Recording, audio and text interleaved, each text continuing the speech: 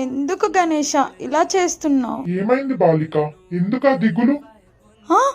గణేష, చిన్నప్పుడు వీధిలో వాళ్ళందరం కలిసి విగ్రహం పెట్టుకుంటే ఎంత సందడిగా ఉండేదో. కొంచెం పెద్దయ్యాక బయటికి పంపించడమే మానేశారు.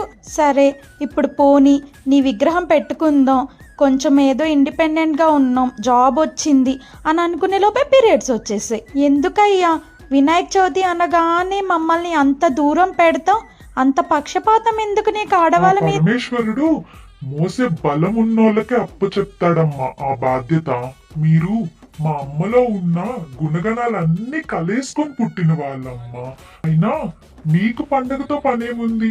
ఒక పసుపు ముద్ద పెట్టి వినాయక రా అంటే నేను రానా? మా అమ్మ చిన్నారి రూపాలు. ఏది నవ్వు? సరే గణేష, జై బోలో గణేష్ మహారాజ్ కి జై.